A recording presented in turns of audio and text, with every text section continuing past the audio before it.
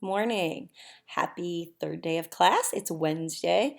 Um, things are going quickly because, well, they have to because it's a 5-week class. So basically, we're already in what do we want to say? Almost like end of week two, if we were in a regular semester. So hang in there and hang on because things are going to go quickly. As a rule, you can probably expect that we'll be writing a paper a week or the equivalent of a paper a week, which would be the same as if during the regular semester, one a month. All right. But of course, we're going to be going through this drafting process and research and writing and rewriting very quickly in the summer uh, course, obviously. Okay, having said that, I'm going to talk about a few things this morning that are coming up for this first week. One of those is the blog. You guys, most of you have posted your blog site on Medium for me. I have created a Wix site that links to everyone's blog.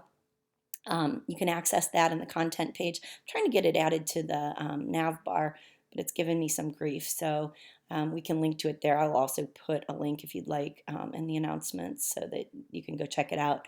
If you haven't done that yet, please submit it by tonight. Um, the blogs will be a running weekly project for you, okay? They don't take very long. It's a nice way to exercise your voice in a different way. Okay, so in formal academic papers, of course, you're providing evidence and support in ways that are more rhetorically sound. Not to suggest that your blogs aren't sound, because they are, but they're more driven by emotion or by your personal response, whereas your capstone argument, for example, will be housed in research and other rhetorical appeals.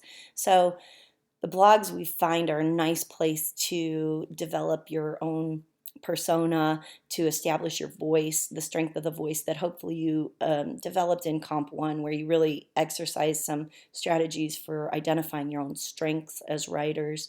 So this should give you a nice outlet for that. The first blog entry is due this weekend, and it is an open letter.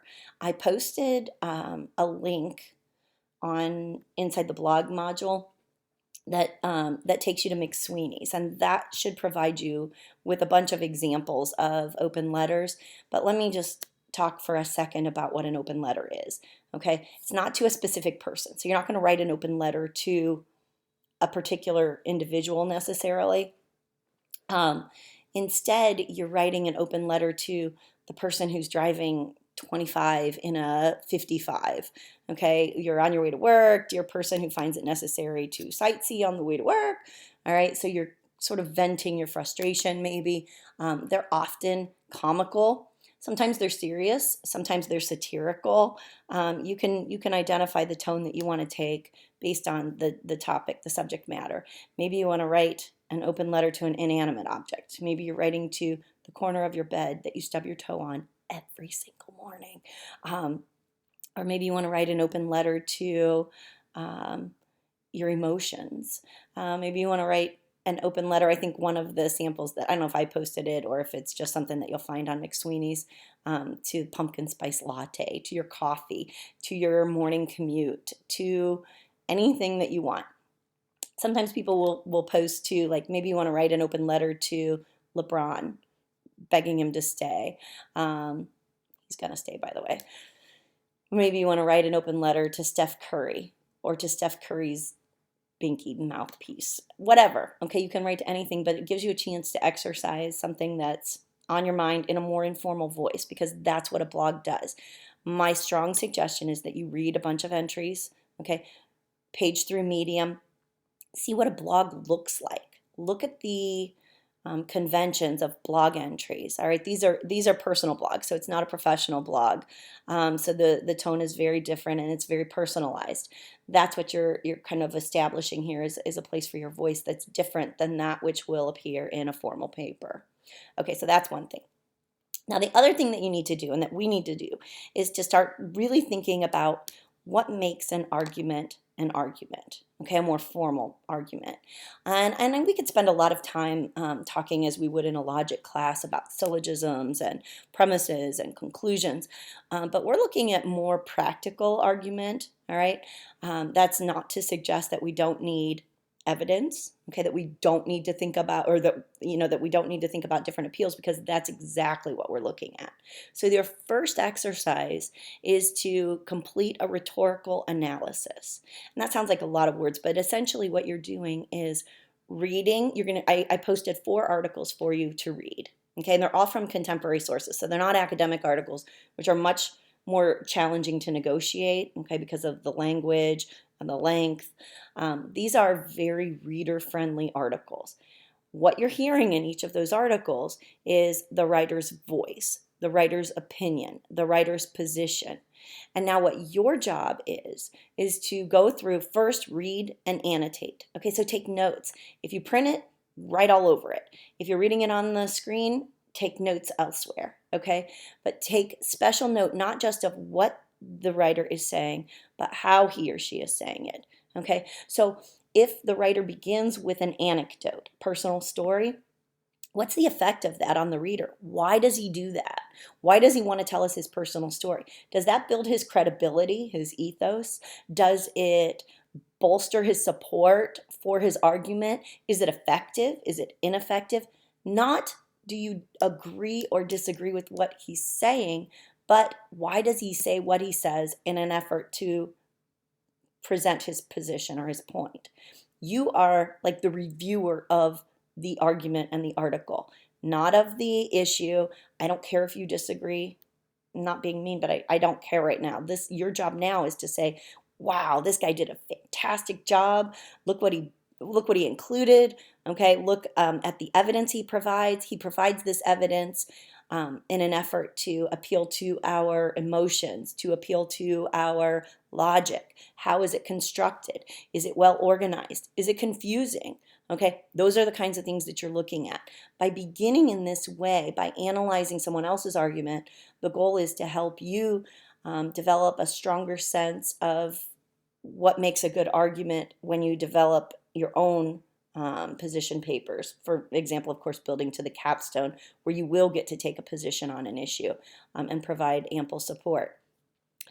First step, go to the PAPEL, P-A-P-E-L model. You're going to evaluate the purpose. Okay, so what? Why is the writer creating this article? The audience. For whom is he writing it? And that doesn't mean who's about. It means where was it published? Who's reading this? Who's he trying to persuade? The presentation. Okay, is it an op-ed? I think all of these are op-eds, which means opinion editorials. Is it organized in a list? Are there subcategories? Is it written in first person? Take a look at how it's presented to you. Evidence, that's the key one, right? So we look at this and we say, where do you see him making appeals to ethos, pathos, and logos? You should have watched that video, okay, so that you understand what those different rhetorical appeals are. And then talk a little bit about it. Not just what's there, but why is it there? What do you think his purpose is? So it's you picking apart the motivation behind the writer. And then the L, language, okay? What is it that is effective? Is it sarcastic? Is it well phrased? Is it not so well phrased? Is it confusing? Are the transitions difficult? How's the style? You are evaluating the quality of this particular article. I don't care which one you choose. I would like for you to read them all, because I think they're all very interesting articles about some contemporary issues we're dealing with today. But I want you to choose the one that you think you can do the best analysis of. And this needs to be a full-bodied analysis, all right?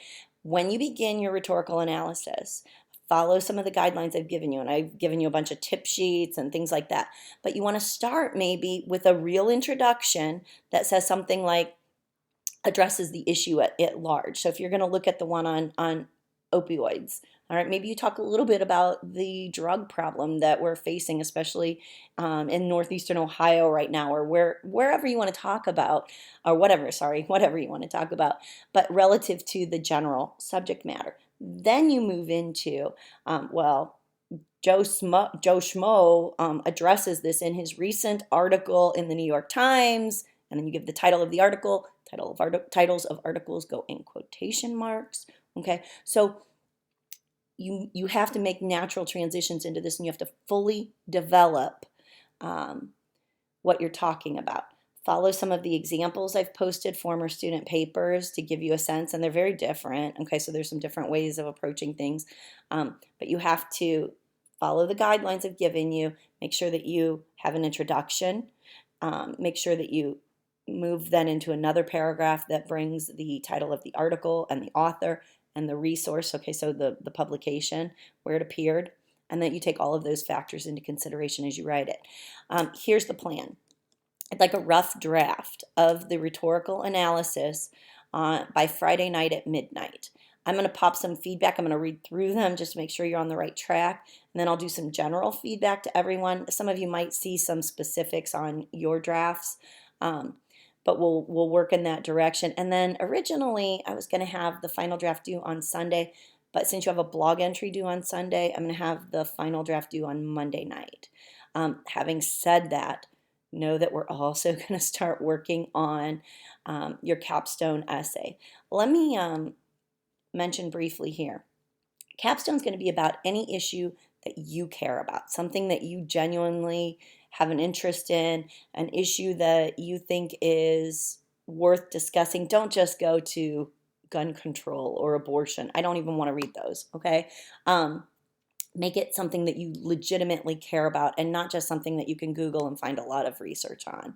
I'll talk a lot more about that probably tomorrow as we plan for that next essay, but you're going to be writing a very long paper on that. Like, okay, not very long. 7 or 8 pages though, okay? And you have to do an annotated bibliography, you have to do some research. That'll be next week's project, all right? So it'll push us into the annotated bibliography and then into the capstone. So it's the big topic. So start thinking about something that you're very interested in. Maybe it's local, maybe something in your community. Maybe it's something more global, but you want to keep it sort of manageable. I don't think you're going to like solve the world's problems or anything like that with it, but think a little bit about what you might like to spend some time talking about. Okay, guys, I know I was talking for a long time. I'm sorry.